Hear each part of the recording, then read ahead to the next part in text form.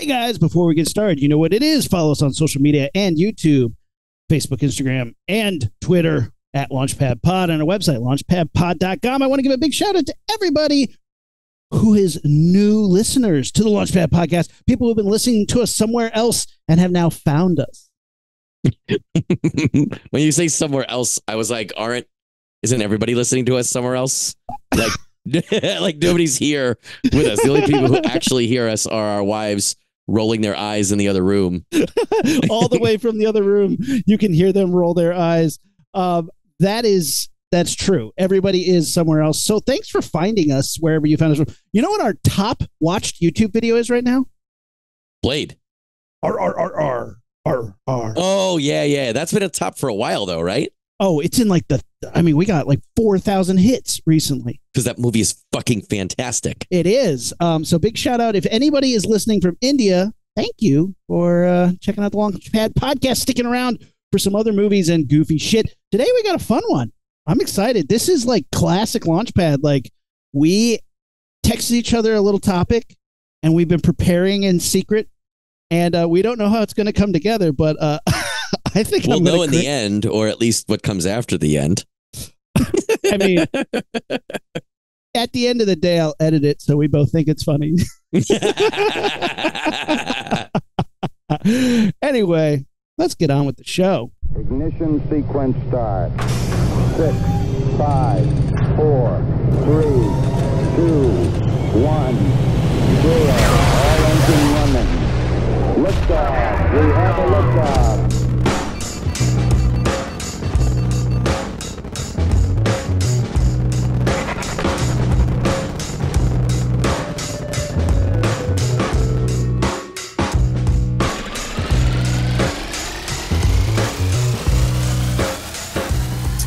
All right. Welcome to Launchpad Podcast. I'm Aaron. Matt. Matt. A classic Launchpad episode. Ready to go in the chamber. Shall we fire this baby off? Yeah, this will be like old school. Like this is kind of where we started, not talking to Brian Michael Bendis and frickin' Dolph Lundgren and stuff. This is like back to basics, the stuff that literally, and I was just talking about this the other day, this is the kind of conversation that you and I would have eating Buffalo Wild Wings or Hooters Hot Wings or something. You know, I was actually in a Buffalo Wild Wings when I was talking about you and I talking about shit like this. Correctamundo. What was that? Sorry, I'm having a little technical difficulty. What here. was that? I'll edit that out later. Don't worry about that. All right. Anyway, yeah, well, that's not our topic. We got a topic today. We are talking about movies that have not just an ending, but then the credits start and you think the film is done. Most people are getting up and leaving. Yep. If you're in the theater, people are leaving. Yeah. But no. There is a little gimmick, a cute little thing that we'll put sometimes in the credits, and it has become known as the post-credit scene.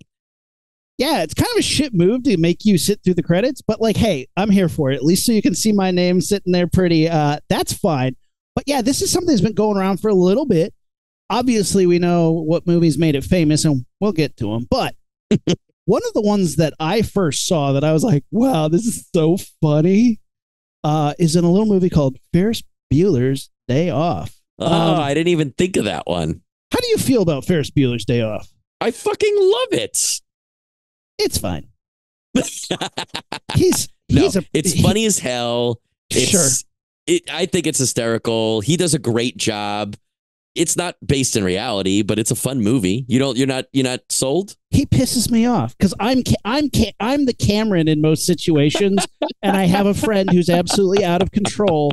And you're just like, can I just put you back in the bottle, please? Like, just stop this madness. I've had roommates like that. We've all had friends like that. I mean, present company aside. Yeah, see, I think me and you are more Ferris than Cam. Like, I don't think I'm Ferris to your Cam. Or vice versa. Have you had to be a Cam to somebody else being a Ferris? Yeah, I guess we all have, right? I think we all probably have been the Ferris, or at least the more Ferris one, and then we all have been a Cameron.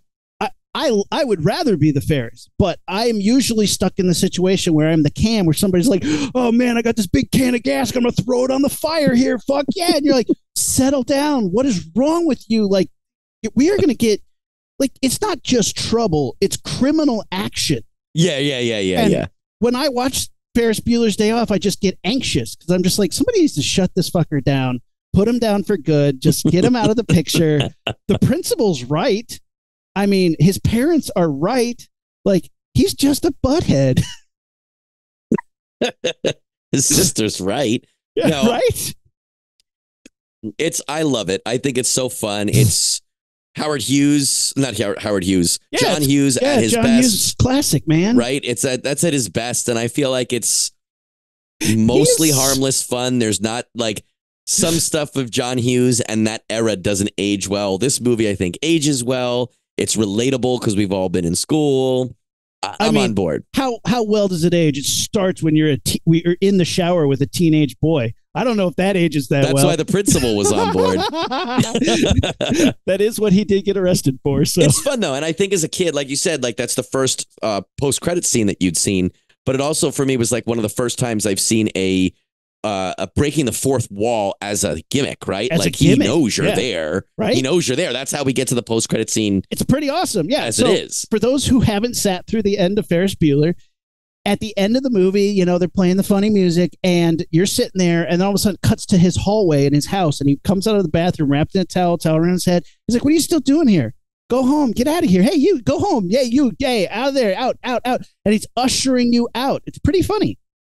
I like it. And like I think you said, it's one of the first times I've ever seen a post-credit scene, I think. And it's definitely the first time I've seen a post-credit because there's another little scene after that one. You know that one? Wait, what do you mean? There's more to it? Did I miss something? Yeah, so he comes out and he's, you know, he's in a towel. He's got shirtless with a towel. He might have a towel over his head too. And he kind of ushers you out. Hey, get out of here. The movie's over. No. And then from behind him in the bathroom, Samuel L. Jackson comes out shirtless with an eye patch and he's wearing a towel, implying that he was in the shower with Ferris Bueller. And he tells Matthew Broderick, Ferris Bueller, that he wants him as part of the Avengers Initiative. Remember that? Don't fuck with me or I'll shove a lightning bolt up your ass. Zeus. Wouldn't that be awesome? Remember that? Like if Samuel L. Jackson came out and just recruited him in that, like broke that paradigm. Ferris Bueller, we need you for the Avengers Initiative. If anybody's going to break the fourth wall, I think Nick Fury's the one to do it, right? Like, how funny would that be? Him and Ferris Bueller, like, that's their power. Well, speaking of fourth wall breaking power, remember in Deadpool 2, I want to say, he recreates the Ferris Bueller end credit sequence. He comes out in the towel doing the same thing. But, and then there's a post-credit sequence in that one where Matthew Broderick and Samuel L. Jackson, and because at that point, Captain America, the First Avenger had already happened. So they all come out in their towels and they're all wearing towels of different DC characters, which I thought was a good nod. That's very Deadpool, right? That would be something that Deadpool would do.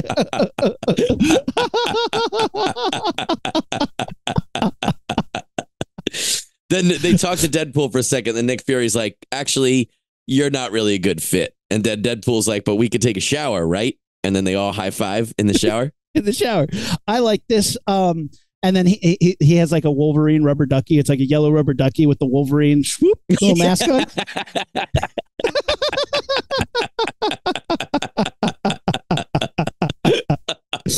Baller. I'd watch the shit out of all of the movies we've discussed so far.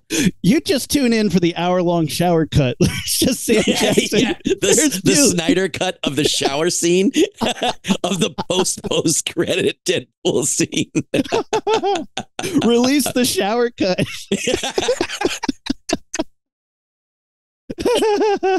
Oh my God.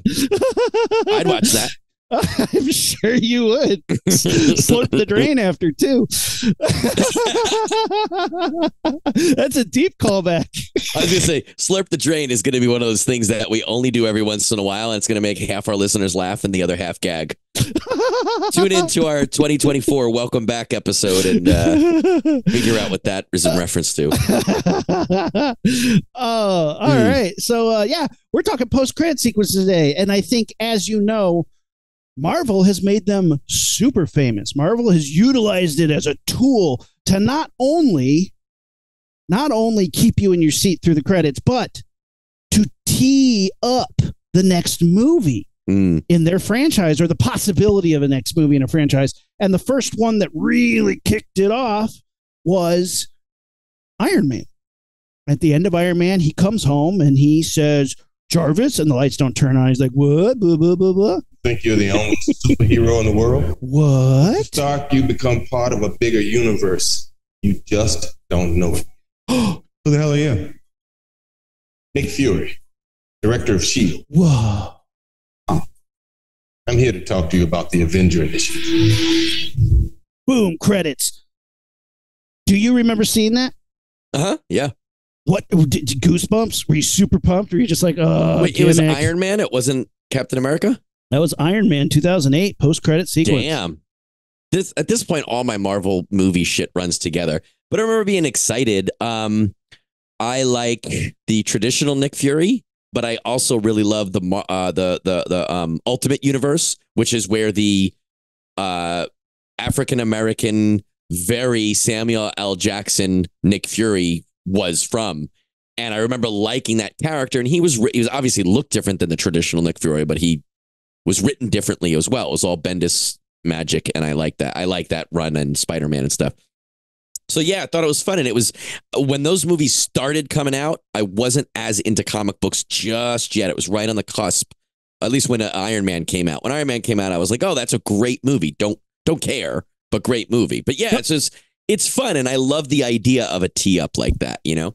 Iron Man was really good. Captain America had some big misses for me. Like it was a little too fun, a little too like, I'm having a good time. I'm Captain America. And like, again, Captain America has this problem often where he's a little too much of a Boy Scout and doesn't have enough like real problems. But it was a decent outing for Marvel. I don't think it was a complete failure. It worked. I like that better than Endgame and Avengers and all these things where it's just a giant computer battle the whole time that I can't keep track of anything. Yeah. At least I could tell you if I remembered, but I could tell you what happened in Captain America. There was a movie.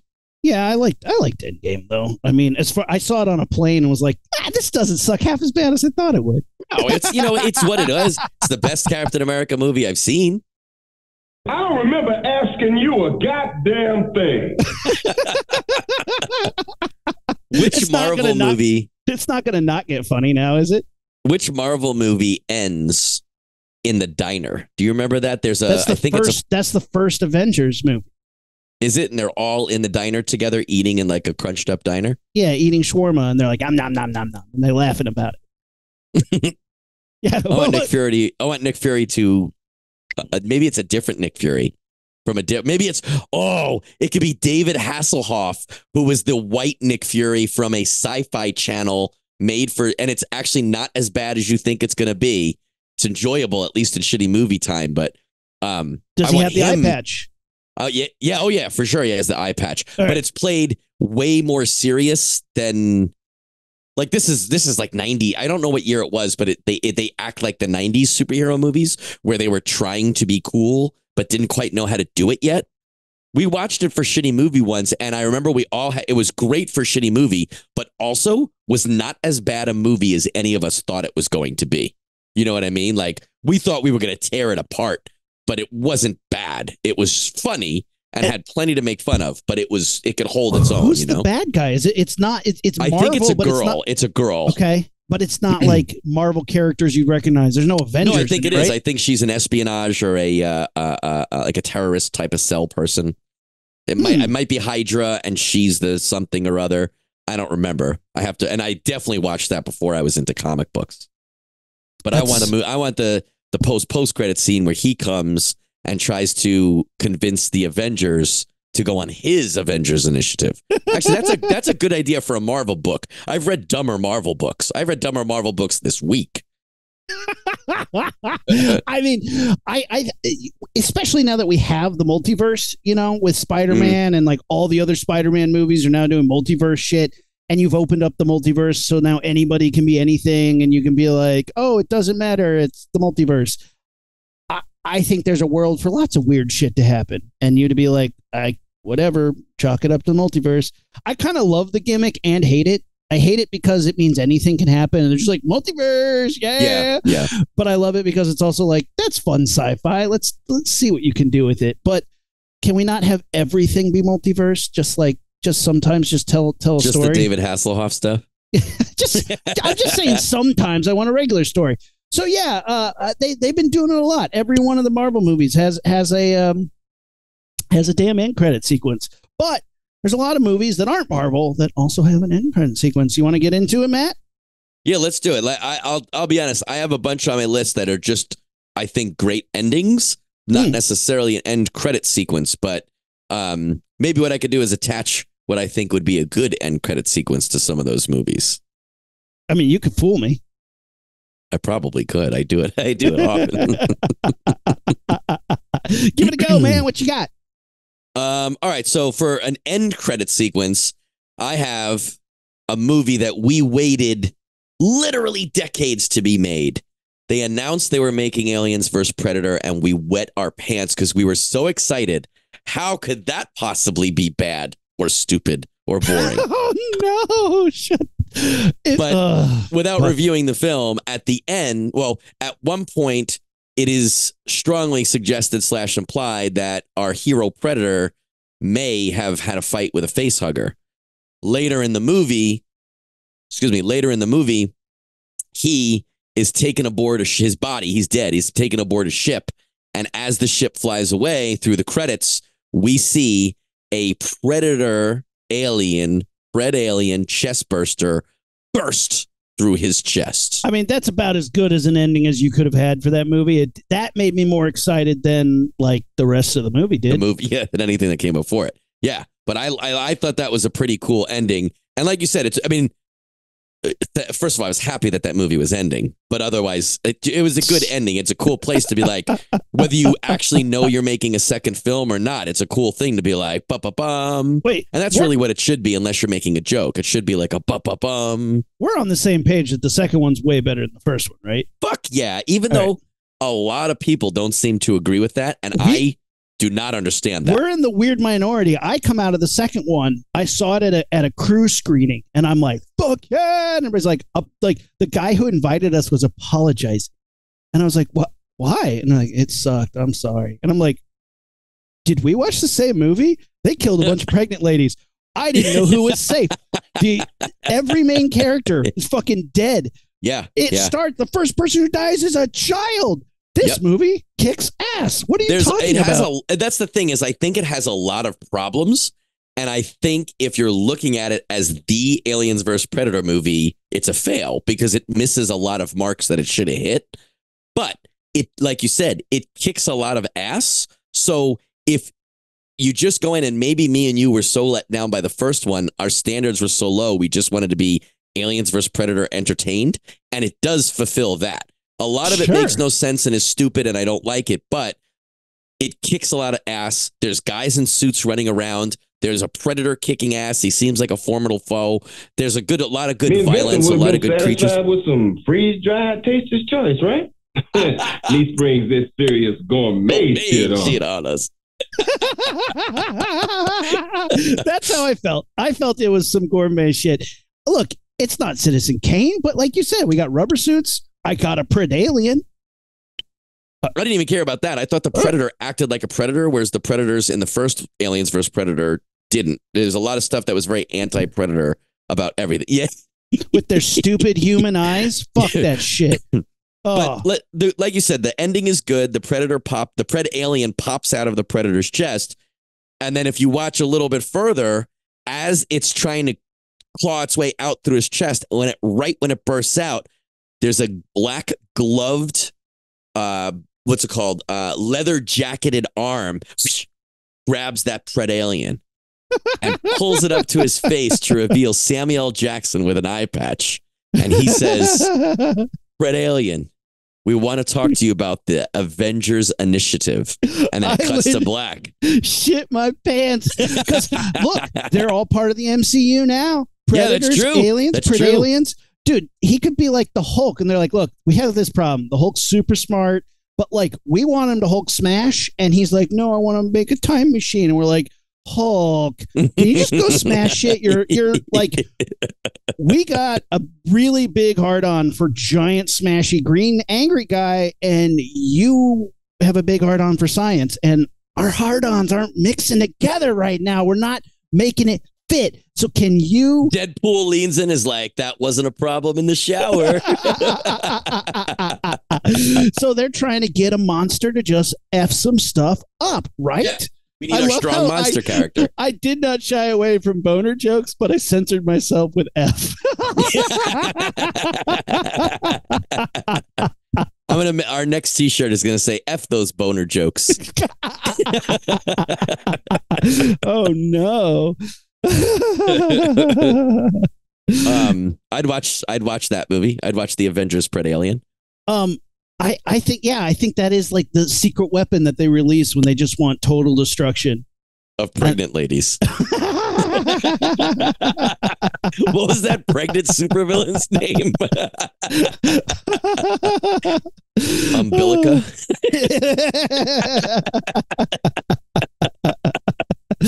Her final attack only comes in the third trimester.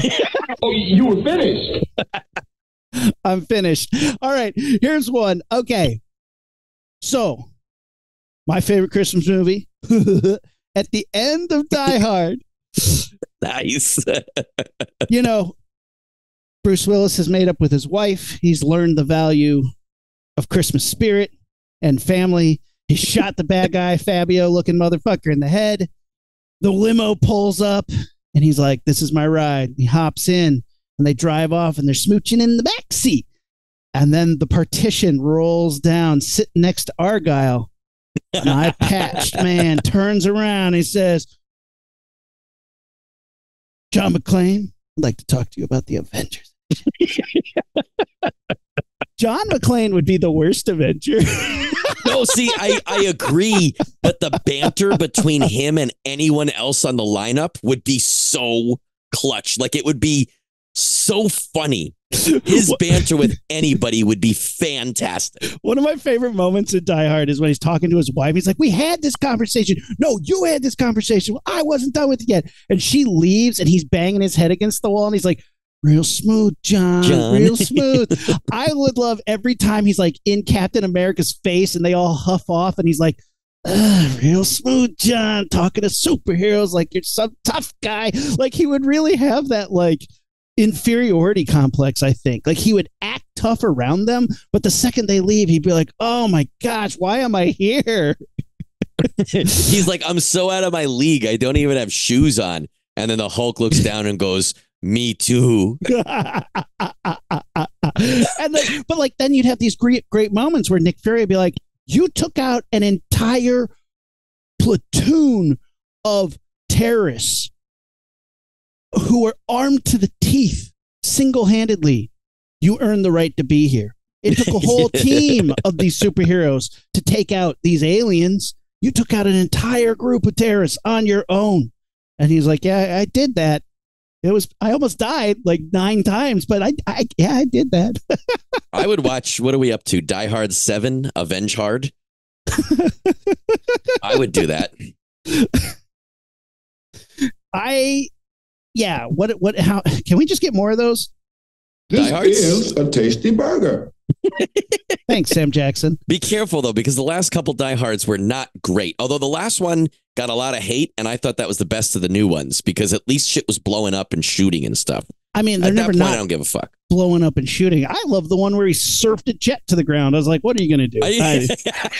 I'm here for it. He launches a car into a helicopter, dives out at the last second. Everybody was like booing at the theater, and I was like, "Nobody's here for this high five." I don't know why we keep making sports analogies, but let me try. It's kind of like when your team is winning by a lot and you put in your subs, and it doesn't matter because you already scored 100 points, right? I feel like you already have Die Hard 1 and 2 in the bag. Great. Die Hard 3 is a little bit different, but not bad, and I think it still has its moments. Then you go Die Hard 4, 5, 6, and you start to be like, whoa, you're messing with the formula, messing with this, and like but at that point, who cares? You already have the wins in the bag. Your franchise is awesome. Surf a plane to the ground. I don't give a shit. You know what I mean? Blow up that car, drive a car off of this. I don't care.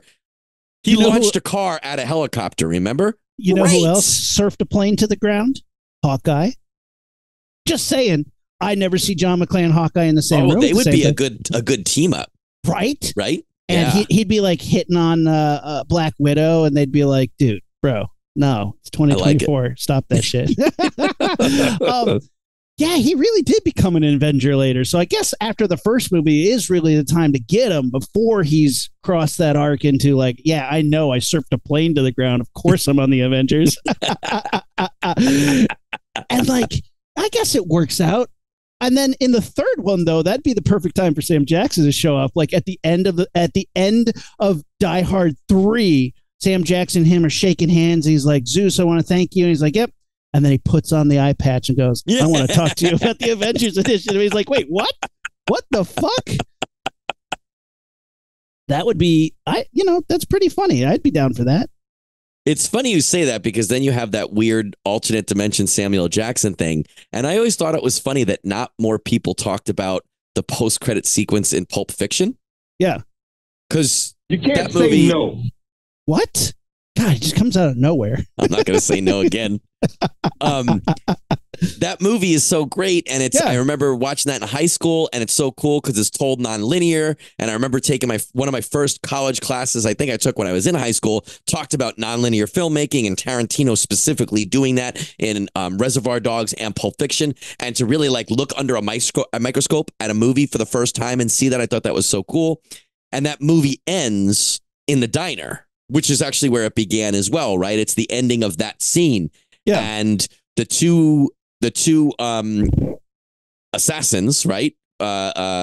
Vincent and Jules, Samuel L. Jackson and John Travolta, they essentially, they kind of like stop. Well, they don't stop. They're involved in a robbery that's not their own doing, but then they kind of like extricate themselves out and walk out the door. And I think it's so cool that you have those two actors who then were not big actors, right? Samuel L. Jackson and John Travolta was on one of his rebounds, right? Yeah, this is John Travolta was a huge actor. Are you kidding me? They're called the comeback king specifically because of this movie.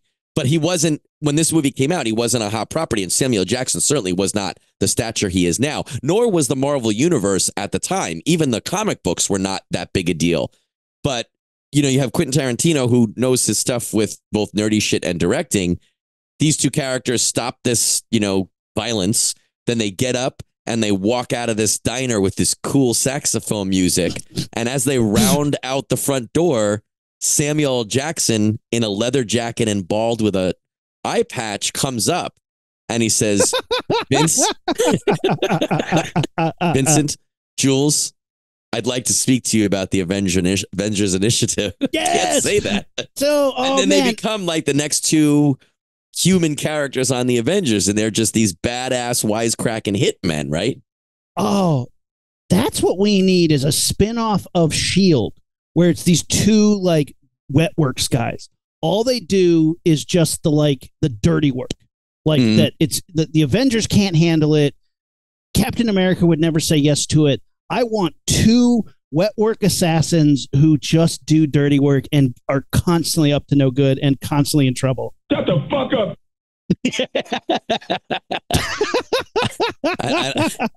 I think you have a critic.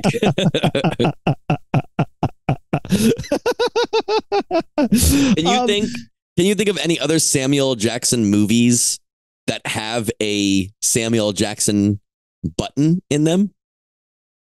No, because soundboard technology stopped right after Pulp Fiction came out. Soundboard technology only got so far. I'm on some ancient internet YouTube site, and I'm like, Sam Jackson soundboard. None of them made them past the Avengers. I mean, I think the farthest this goes has some Jackie Brown in it, maybe. I mean, there's over 100 sound tags here. We could play all sorts of stuff. Because you're doing a Samuel Jackson Check out the soundboard. big brain on Brad. which, I don't. That's the only technology I knew. That's powered by like Tesla's electricity, right? Like it's an old crank you have to turn on to get the mice inside moving. Yeah, I need to put the Victrola needle down and crank it, and spin the zoetrope so that you can see the guy doing the flips through the little slits. and then when I want to do a different one, I take the wax cylinder off and slide it back on, drop the needle down, and then you get something. That's some double indemnity shit. Motherfucker. See, there we go. My finger such pieces of brain, I turn into Superfly TNT. I was trying to find out. I was literally looking. I was like, "Are there any other soundboards?" And they're like, "No."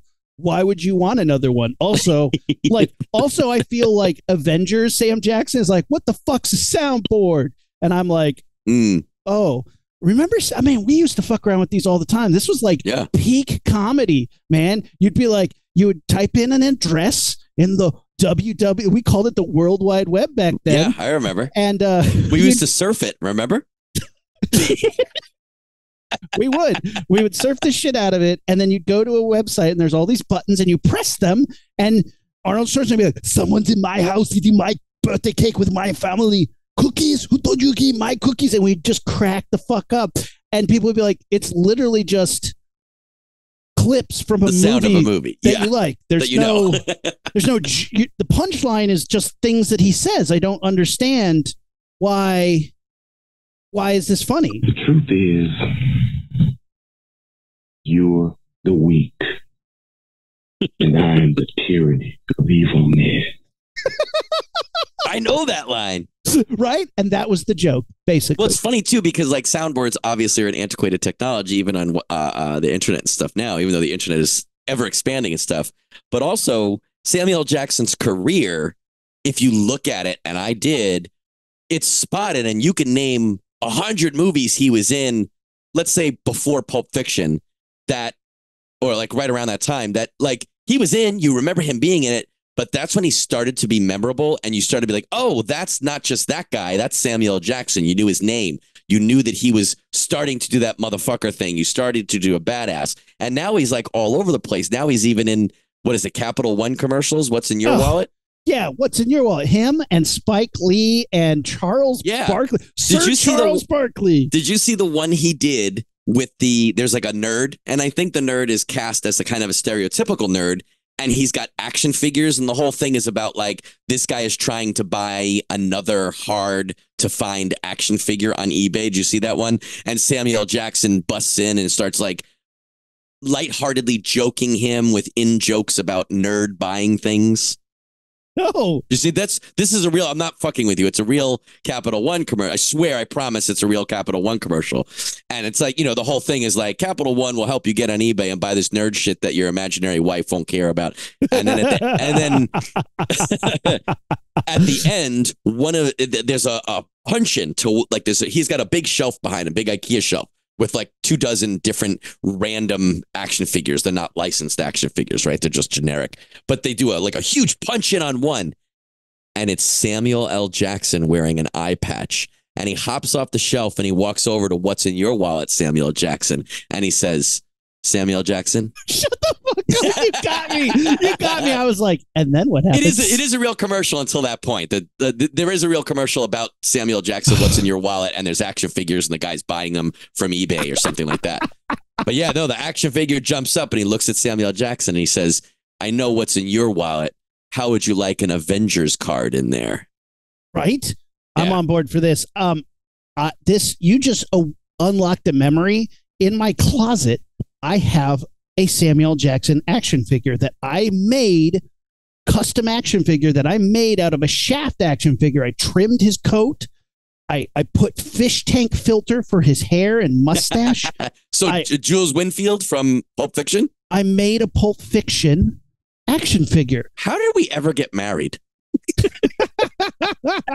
Like, I mean, from a logistical standpoint, where do we find the time? It was... but here's the thing. I made it while I was working at MEL as an intern, Makeup Effects Laboratory.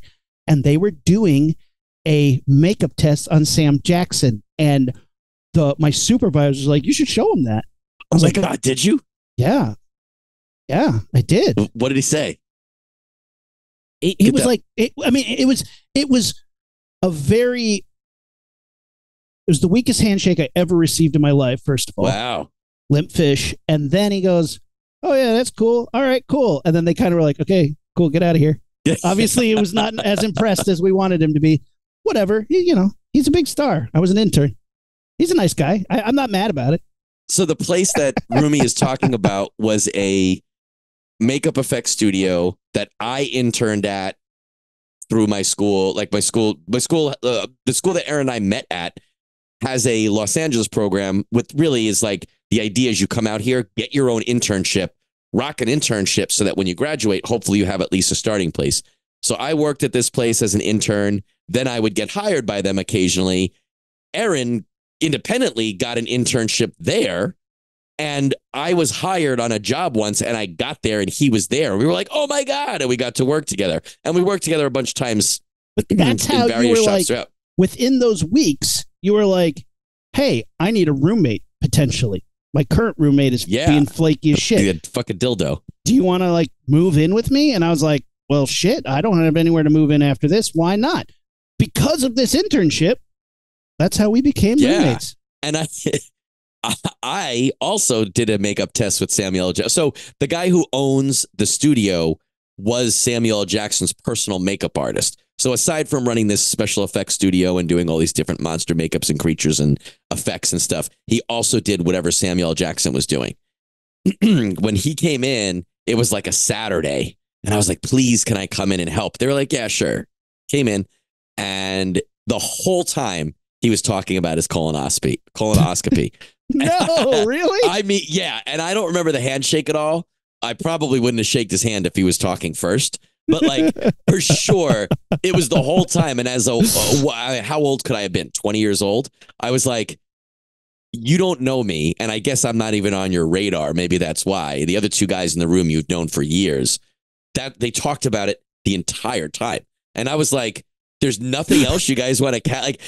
I get that you're not embarrassed about it or feel awkward about it, but just to change up the topic, like I wouldn't talk about Star Wars for that long. I mean, I love talking about my asshole, but it's not just the asshole, you see. It's everything that's going back inside, and then also that stuff comes out into a giant tube, going on and on and on about it. And then it was funny because thanks, Sam. It's funny because at the end of that, we said goodbye, and I was like, Mr. Jackson, thank you. It was nice to meet you. Thank you for letting me be part of this. Thank you for all your film work. He said, no, thank you. You did a good job. You were hustling today. He's like, you weren't trying to show me some stupid action figures like people. To be fair, I didn't even want to show him. I was going to hide it. They were like, you should show him that. And I was like, nah. And they're like, no, come on. It'll be cool. Or they just wanted to see if he'd be like, what's this dumb shit? And make fun of me. They were setting you up. Well, when he said that to me, I didn't know what it meant until you just told your story. I was like, oh, some idiot must have shown him a toy. But I was like, I felt so proud that he gave me a compliment. But then he one-upped it because he took off his glasses and he put on an eye patch. Yeah. And he said to me, looked me right in the eye with one eye, and he said, Matt, I want to talk to you about the Avengers Initiative. And at that time, I didn't know anything about anything comic related. So I was like, what? And then he said, it's a comic book thing. I was like, you should have just shown me your own custom action figure, you idiot. Fuck you. Well played. Oh, man.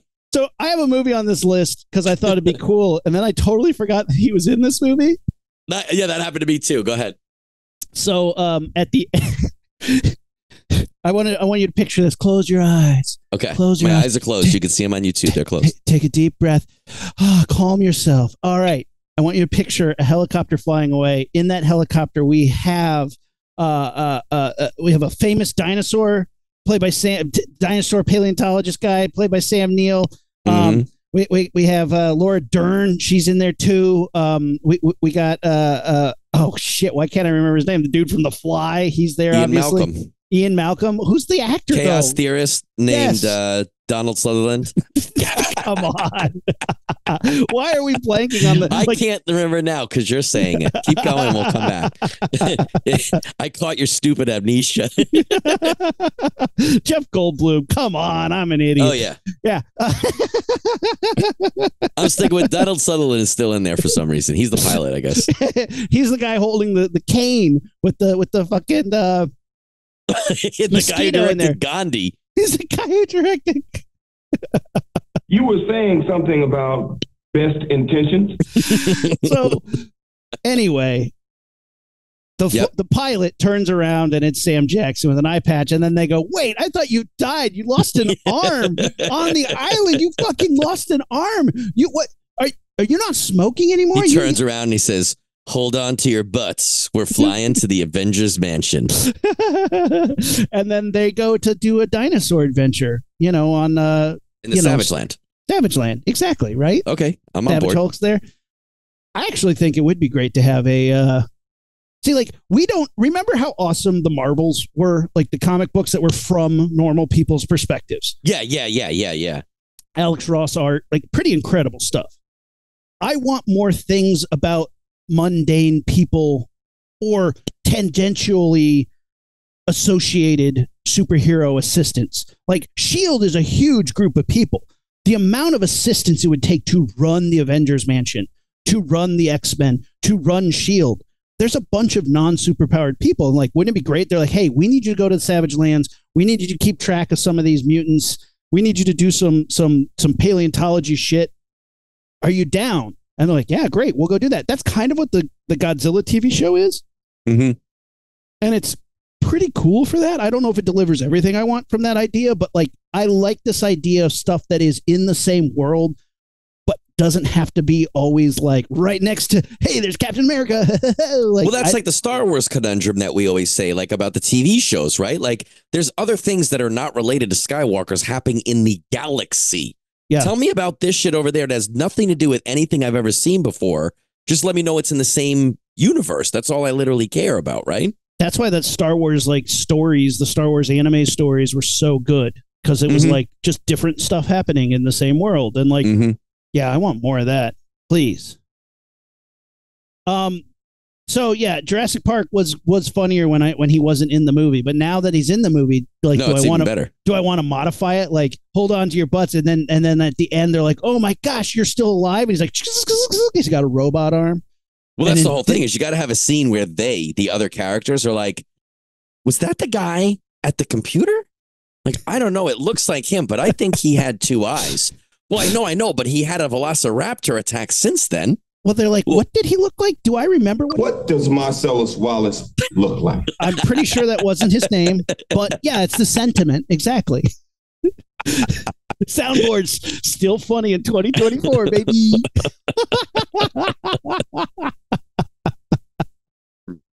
Oh, man. All right. Well, I have a movie that I think is as good a movie, maybe even better. Well, I don't want to say it's better.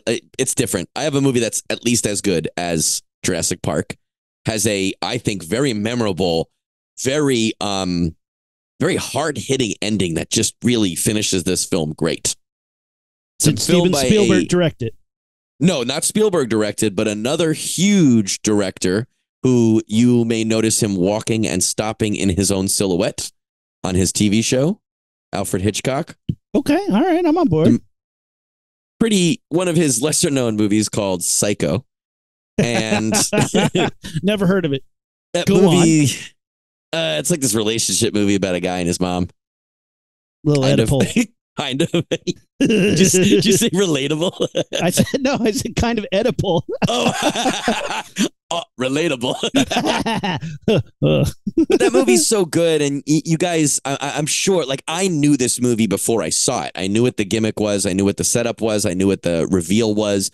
This psycho killed his mom a long time ago, and now he's murdering people at a hotel while essentially having dual personalities. Sometimes he thinks he's his dead mother. The end of the movie, there is a psychologist explaining to the main characters and audience that this guy for years was going back and forth between both personalities, would be in his house with her and with her corpse, and sometimes would assume her identity and walk around talking like her, acting like her to comfort himself. And sometimes he would kill as her.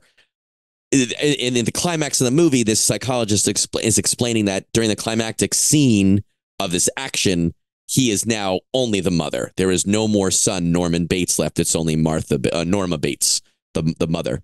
So you hear that, and the cop comes in and interrupts them and goes, "Excuse me, he's cold. Can I give him a blanket?" And they say, "Yeah, I think that's fine." So the camera follows this guy out, and you see Norman Bates. You see the cop go in, and then you hear an old woman's voice say, "Thank you." And he comes back out without the blanket. And then you see Norman Bates sitting in this cell by himself, and he's got a blanket, and there's the old lady in her monologue. So you know that he is completely his mother now. And she's talking about, they'll never suspect me. I'm sad that I have to sacrifice Norman to this, but they'll never convict me. They'll never think an old lady could do this. I could never hurt a fly. And as she does, there's a fly buzzing around. She says she's not going to swat the fly. And they'll see she's such an unkind old lady. She won't even swat a fly. And then there's a couple frames of a dissolve of a skull over Norman Bates's face. Yeah. And it's a really cool visual because it's showing there's so many layers here to this guy. And ultimately, I think at the time they're trying to imply that he's evil. Now you might say he's disturbed and there's something to be sympathetic about there. Whatever side you follow on, I think the visual imagery of that skull is so strong.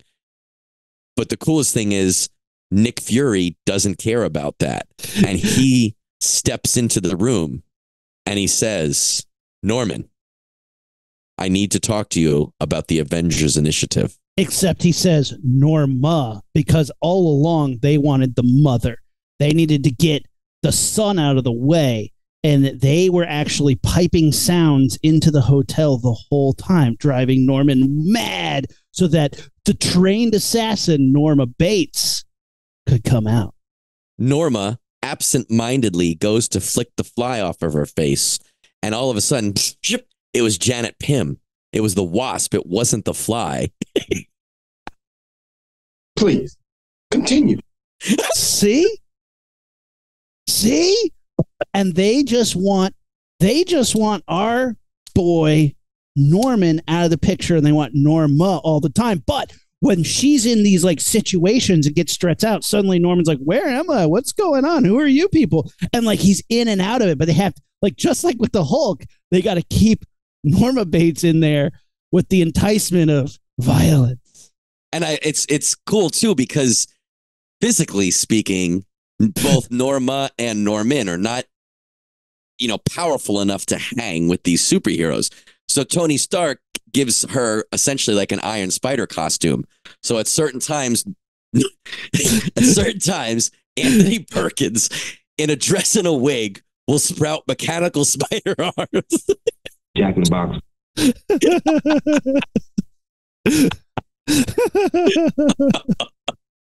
Damn. All right. I know some of you guys, here's my next challenge, and I fucking love when you guys do this. Some of you guys want that. I do. Want that. Some of you guys are super artistic, and you guys send us drawings or at least scans of shit you've drawn about shit we've talked about. Can someone please draw me Norma Bates Iron Spider? Norma Bates with Iron the spider Spider legs. Yes. I don't necessarily need a chest emblem, but that's up to you.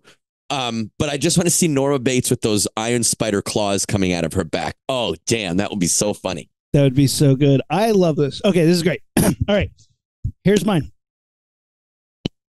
1972 or 74. When did this movie come out? Anyway, we have met the Sawyer family. We've seen a long, brutal night of violence, screaming, and chainsaw noises. Leatherface is dancing with the chainsaw, spinning it around in the sunlight of the morning sun of Texas. Our heroine, covered in blood, just dripping, covered in blood, is running down the highway, and she flags down a truck, and the truck stops, and she hops in the bed, and she's laughing as it drives off. And then the sliding back door of the truck that looks into the bed slides open, and the driver of the truck is Nick Fury. I want to talk to you about Avengers Initiative, and she's just psycho now. So see, I was on that same path with like get somebody super crazy, and she survived the night. So now her brain is completely broken, and they want to rebuild her into the ultimate assassin. I love this because I thought you were going to make it Leatherface. I thought you were going to say that as Leatherface dances in the road, chainsaw a swinging, Nick Fury steps out of the trees and says to Leatherface, I need to talk to you about the Avengers Initiative. It's funny you say that because just the other day, Cousin Paul, shout out to Cousin Paul, was here, and he's only seen a handful of the Friday the 13th series. He hasn't seen all of them. One of the ones, oddly enough, that he hadn't seen was the first one. The first one, one of the biggest trivia about it is the killer is not Jason. Jason does not appear in the entirety of the first movie. A lot of people erroneously think that you see a child Jason at the end of the movie. His mother is the killer the whole time. No, that's in the remake. You see the child Jason do a little. It's a lot of people get it confused because in the very first movie, the mom is the killer the whole time, and you never see her. Almost all the kills are from her point of view, or like a wide third person point of view, so you don't see the actual killer. You don't even know if it's a male or female. At the end, it's this little old lady who is Jason's mother, and you see Jason in the sequels. But there is a jump scare at the end where the final girl, after decapitating Jason's mother, hops in a canoe and pushes herself out to the lake. She falls asleep. And then when she wakes up, she's looking in the water, and out from behind her, Samuel L. Jackson's bald head comes up from the water. He's wearing an eye patch, and he grabs her out of the canoe, and he says, What the hell's going on here? yeah. He says, what the hell's going on here? I need to talk to you about the Avengers Initiative. And the girl is utterly confused. I'm Superfly TNT. I didn't even have that on my list, but once you started with Texas Chainsaw, oh damn. I think our soundboard's about to die. My computer's like, plug me in, and I think my cord's downstairs. I'm so sad. Oh my god, that's so funny. All right, here's a good one. Imagine this. You are a doctor, and you've just spent the entire weekend slamming six packs, banging a broad who's like half your age, and stopping an evil wizard from releasing a bunch of dangerous masks to the world. But you didn't quite get them all, and the plan is still in action.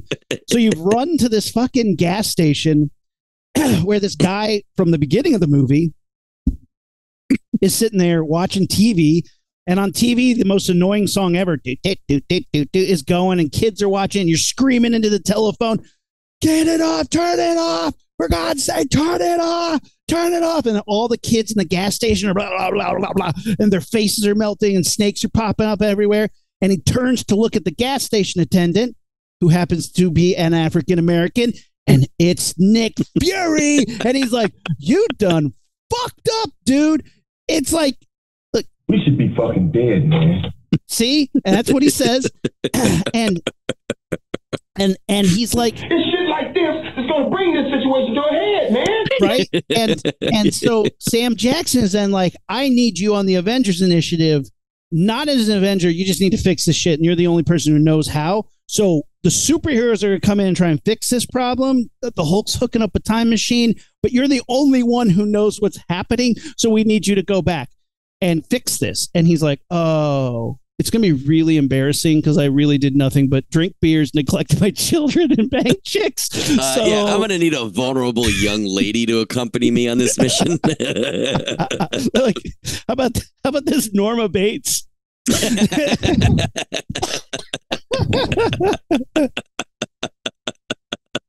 Oh my God, I have so many that could just keep going. I have a quick one. Well, actually, no, this is... Oh, yeah.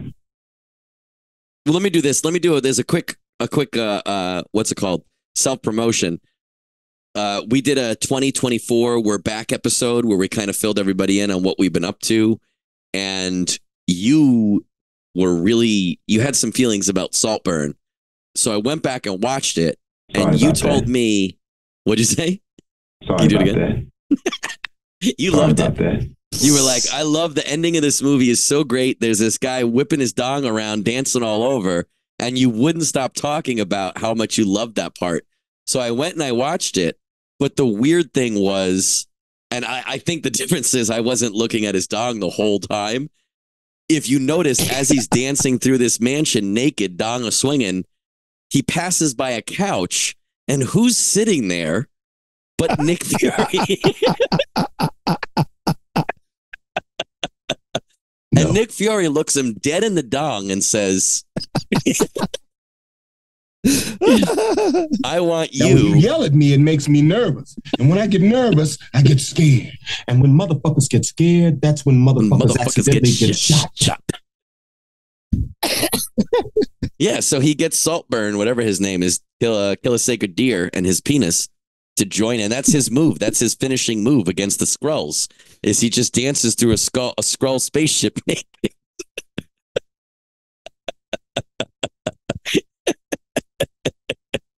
Wow. I feel like you should take your shirt off to do that dance justice. No, I'm not going to. Almost. What do I Teased look us. like? Henry Zabrowski? No, You do not. You do not look like him. no, I don't. But he would take his shirt off without hesitation. He absolutely would. Go on. Thanks for the encouragement, Samuel Jackson. I'm trying to get as much in before my little side computer dies. All right, here's a good one. Okay.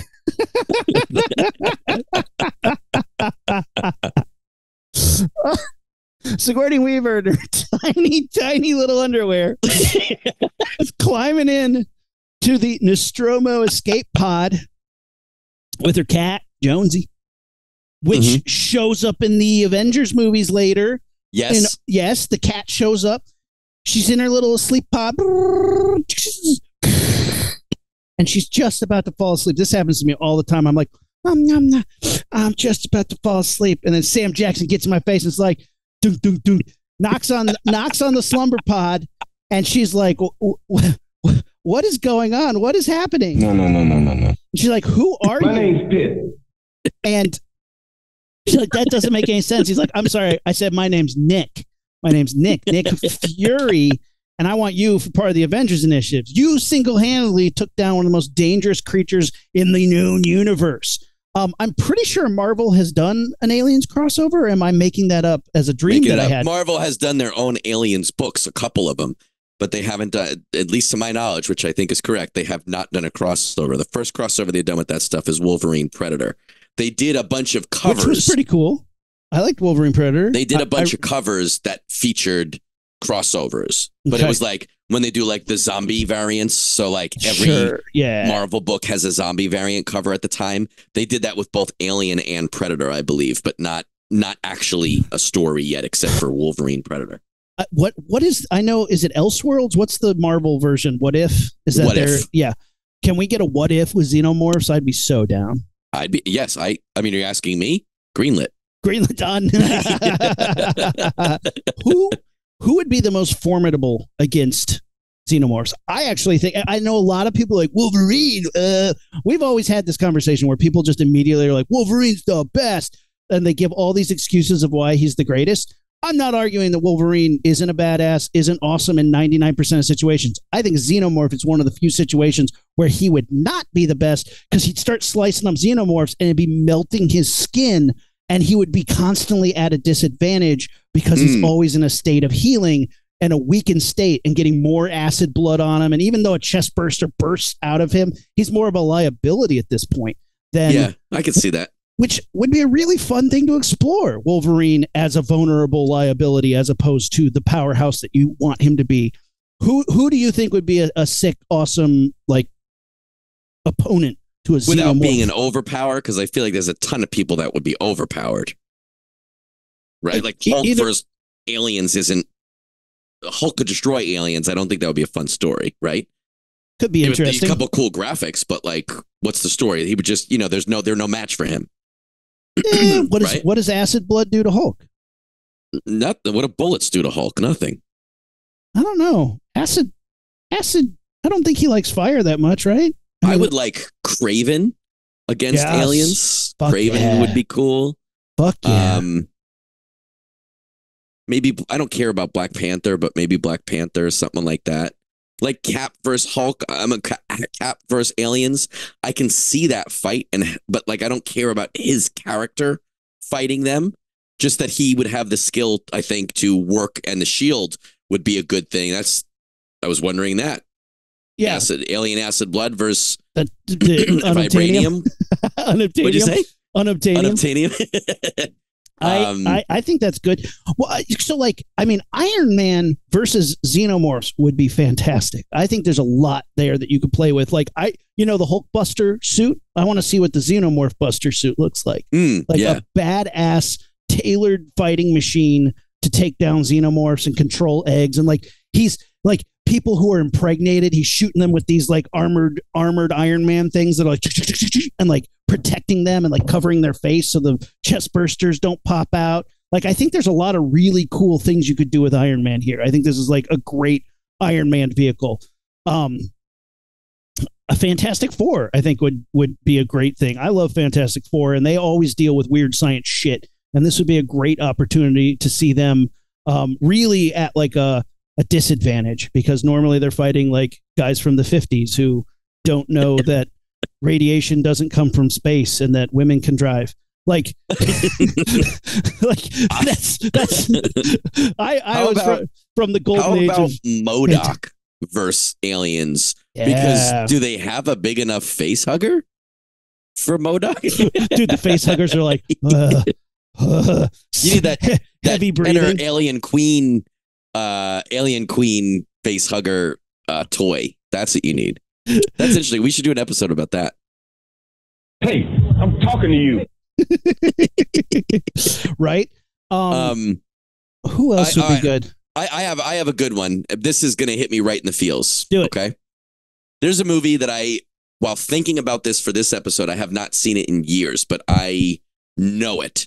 I watched it during that golden age of like knowing that we wanted to be in film in high school, and you were just devouring these movies, and the ones that hit you. And Scarface. One of them, Stand By Me, Boondock based Saints. on Stephen King's The Body. Oh, that okay. movie, it's so good. There was so much greatness in it. I saw it at a perfect age, and I think as both a film and a story, it was great. That movie at the end made me cry every time I watched it. And if you don't remember, it's four boys go in search of a dead body. Kiefer Sutherland and his older guys are like a gang. They're trying to see it too. Oh, there's and that classic. They're like shitty 80s bullies, like the worst. Oh, yeah. They're like pulling out switchblades. I'm going to kill a kid. Yeah. Yeah, kill it. Yeah, Stephen King. It's a Stephen King bully. And it's just such a great coming of age story. And there's four main protagonists. And at the end, they all make it back. And the whole movie, are in the head of the main protagonist, and we can hear his thoughts. So he's recounting this story to us. And in the movie, he's doing it on a word processor. And at the beginning and the end of the film. So at the end of the film, he's saying, when we got back after that summer where we saw the body and we bonded, life moved on. We were best friends, literally willing to die for each other, saving each other's lives. But kids grow up and friends break apart, and that's just part of life. And he's telling what happens to each of the other three main characters. And it's heart-wrenching for me to just think about the beauty of life and friendships and how people move away. And one of the guys died in an altercation in a fast food joint trying to break up an argument. He gets stabbed. And it's just this.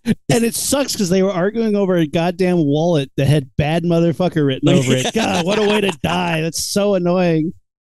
Way to bring it back. Burger joint. But like that always got me. And I think part of the reason it got me was because if one of my best friends was killed in an altercation, it would hit home. And it's this thing of, in the movie, it's just like two lines in the movie at the end. You don't even see it. You don't even see his character. You just see the boy the kids walk away and dissolve. They fade out as they walk away. And it's beautiful. And it's just, I think it's a commentary on how friends grow up and friends move on. And the main character is typing this up on his word processor. And as he finishes the story, he gets up and I'm going to get choked up saying it. He gets up to go off with his son. And you kind of see and hear them out the window as the song Stand By Me starts playing and the credits roll. And I swear to God, every time I see that, even now thinking about it and saying it, it gets me a little choked up. But then it's odd because the music kind of dims down. And Samuel Jackson, if you can see it in the distance, Samuel Jackson walks up to this guy's car as he's trying to take his son to swim lessons. And he says, I'm very impressed by what you and your friends did finding a dead body when you were kids. I'd like to speak to you about the Avengers Initiative. Bad motherfucker. He's like, I had 4 spots, but I guess I got to get another guy now. Cool. Well, I got one more. How many you got? I could do one more. You do yours, and I got a good one. All right. So we're watching Sarah Connor drive off into the Mexican desert while the just banger of a soundtrack. Dun, dun, dun, dun, dun. Mm-hmm. Dun, dun, dun, dun, dun. I'm getting goosebumps. Dun, dun, dun, dun, dun. The flames are rising. The credits are rolling. And what you don't see, because none of you sat through the credits back then, it cuts back and she sees off in the distance in the heat rippling waves of the desert, like a blockade of Jeeps. And all of them have a strange white eagle, very geometric on the side, and standing out front, a man in a trench coat. His fucking trench coat blowing in the desert heat. And she pulls to a stop and he says, Sarah Connor, I want to speak to you about the Avengers Initiative. And she blows him away. And then they go back in time and they fix it. And she doesn't do it. And then he brings her on because she knows how to stop Terminators.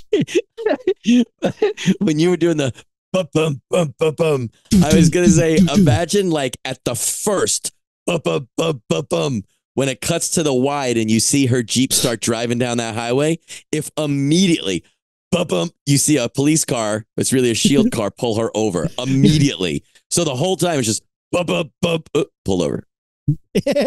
I mean, if somebody tried to pull over Sarah Connors, Call an ambulance! you'd have to call an ambulance. Yeah. Thank you, Sid. I'll tell you what, I got a gag going right now. Get ready, look up a curse, like especially if it's a couple curses in a row. Okay. Huh.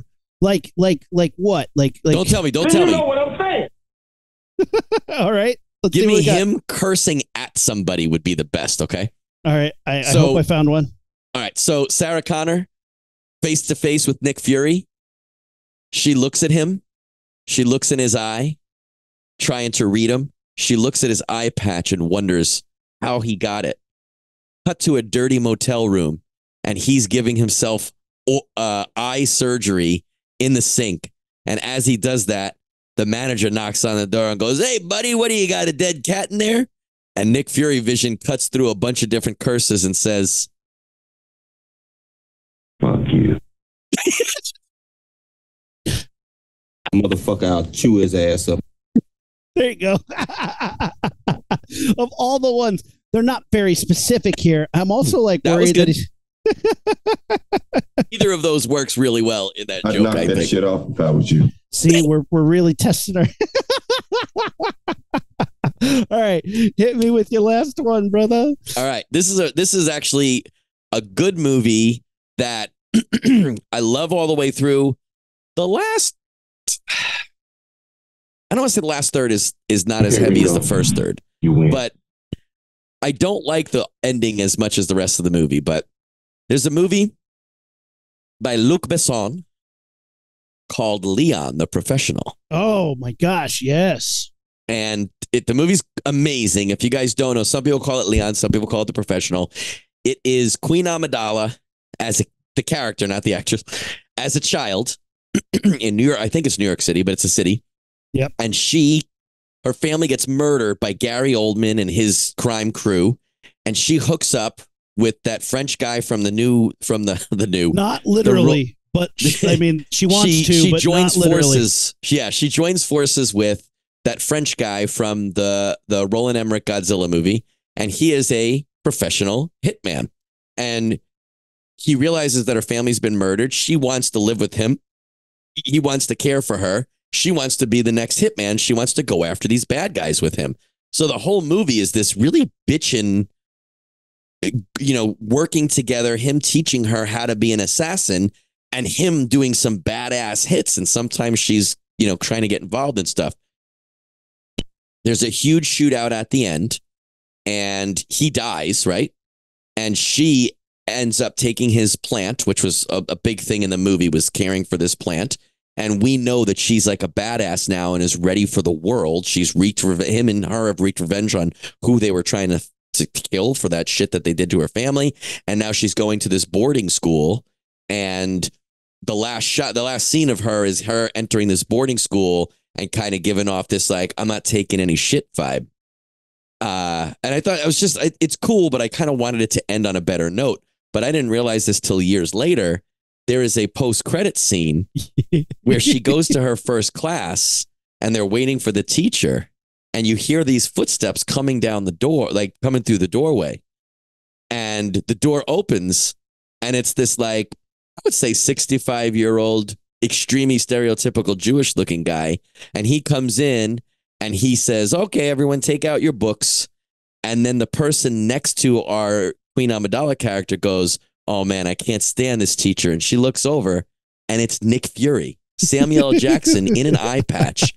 And he says, I'm going to tell you a secret. I'm not really a student. I'm the head of a worldwide espionage agency.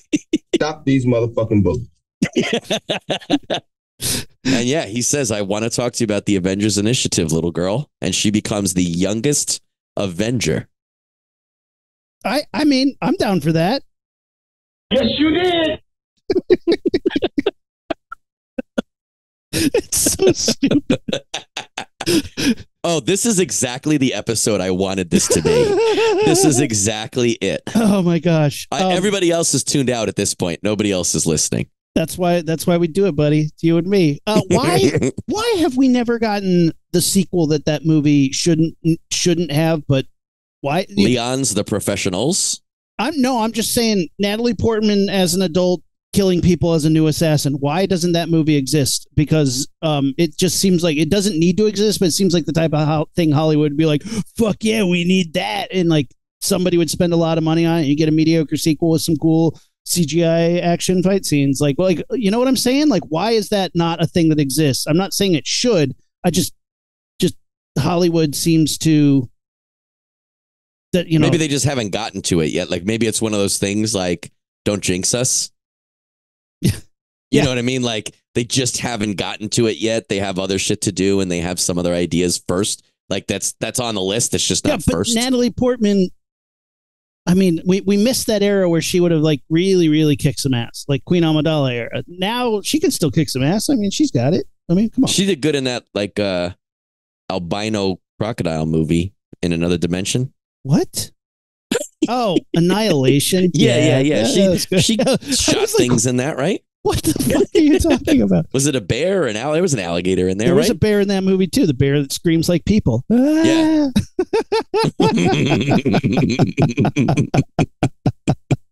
You win. It's that was a good movie. I don't know why that isn't a thing. Oh, who would be, man? I think instead of the Avengers that we have, let's just do the Avengers that we made up tonight. It's Norma Bates, the chick from Texas Chainsaw Massacre, Ferris Bueller. I like that. That's that's the wet work team you were talking about. That's like for the missions that Captain America, Spider-Man, and Iron Man are like not into or not available for. They call up like the Professional and Norman Bates and the crew from Jurassic Park. Oh my God. We need someone who's like a little tiny guy with a flapping dick all over. Saltburn, you're up. Saltburn. He's like, guys, my name's Barry Coogan. I have a name. I don't even remember his character's name. They're like, I can't hear it. Your mic isn't good enough.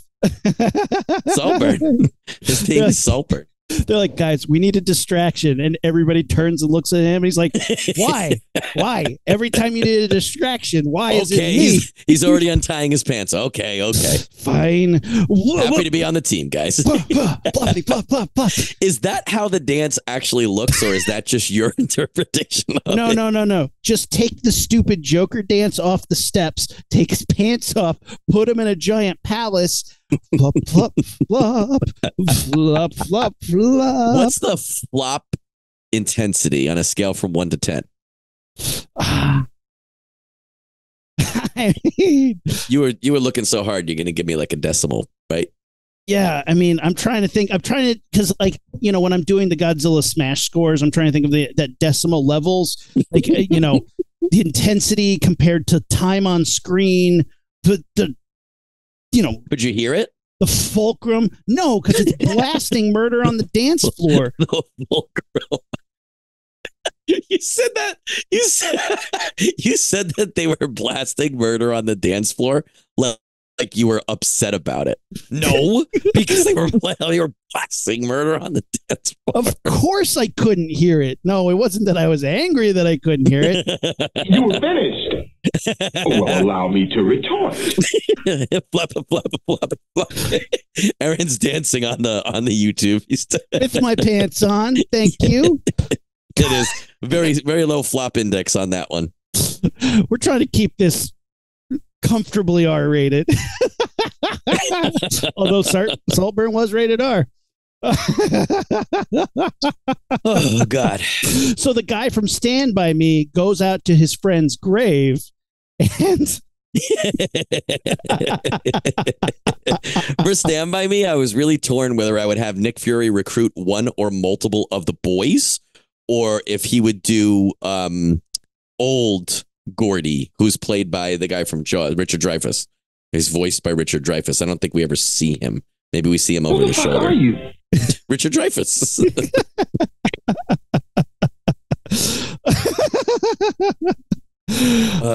Well, guys, let us know on social media. What's your favorite Nick Fury button from a movie? That would be awesome, guys. Please write in with some of them. Oh my God, that would crack me up so hard. And please draw that thing I said before. I want to see either an Avengers lineup featuring some of the people, pick at a famous Avengers cover or pose, and redraw it with the characters we've said, or just Iron Spider Norma. Iron Spider Norma Bates. I love this. Yeah, I need that, and I need flop, flop.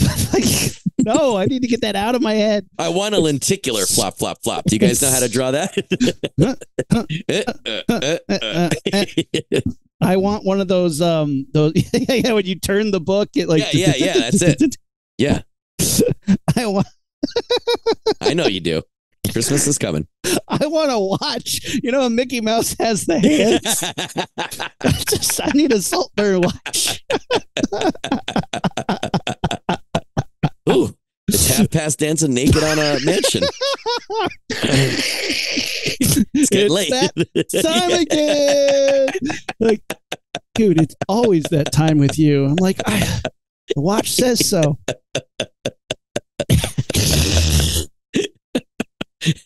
We're so fucking stupid. My cheeks are hurting. We've gotten way off track, which was a questionable track to begin with. This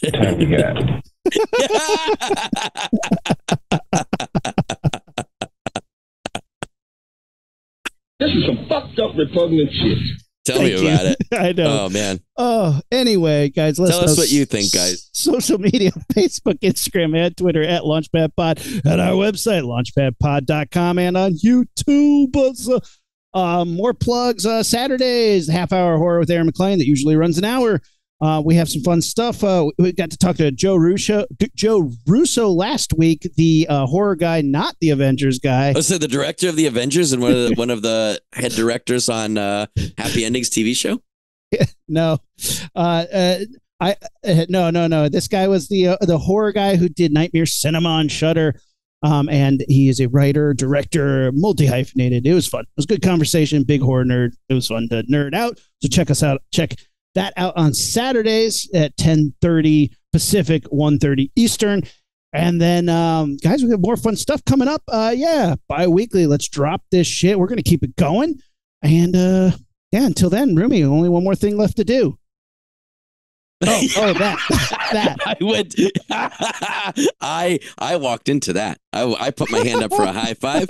Rumi pulled his pants down and started flapping dancing all over the place. Thanks, Saltburn, for ruining 2024.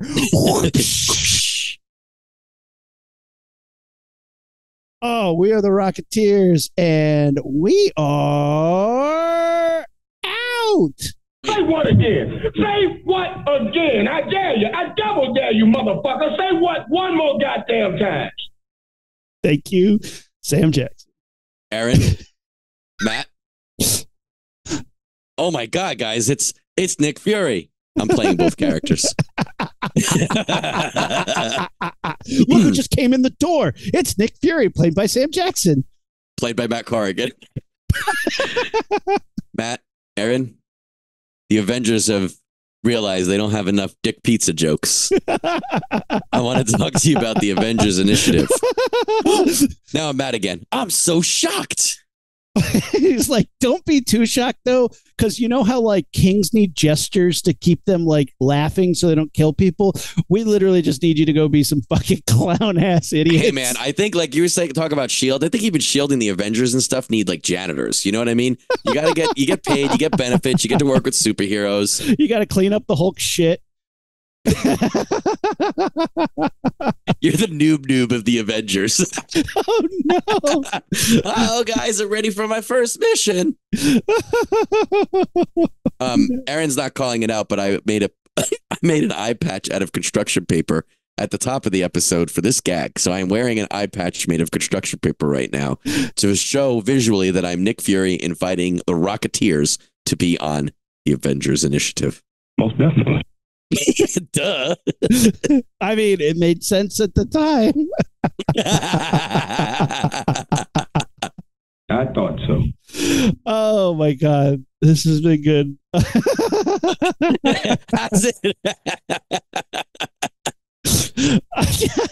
eye patch is pretty good, man. Oh my gosh. We're going so long. I think Nick Fury is going to walk in. People are like, are they just going to get to the credits or what? Release the Snyder Cut. Are you still this here? Episode. Go home. Go home. Why are you listening? Wait, Get let me go take here. my clothes. Let me go take my clothes off and get into a towel. Hang on. You have to be we're the noob. You have to be around while Hulk is naked dancing through the Avengers. What I can only imagine is his diarrhea.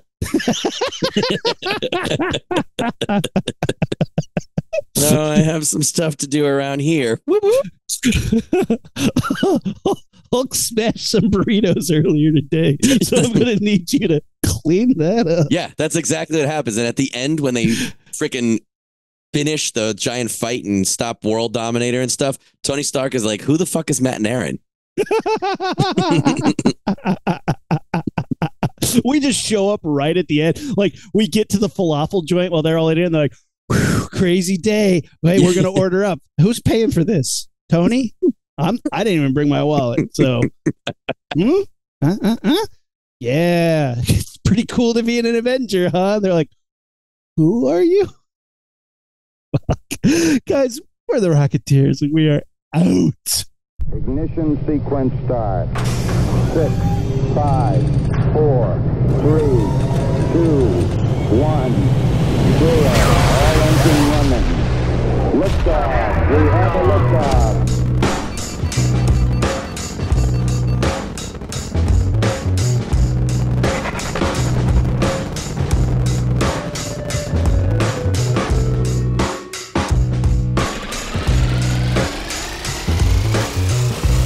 Now Nick Fury walks in. He'd say something funny, but my computer's dead.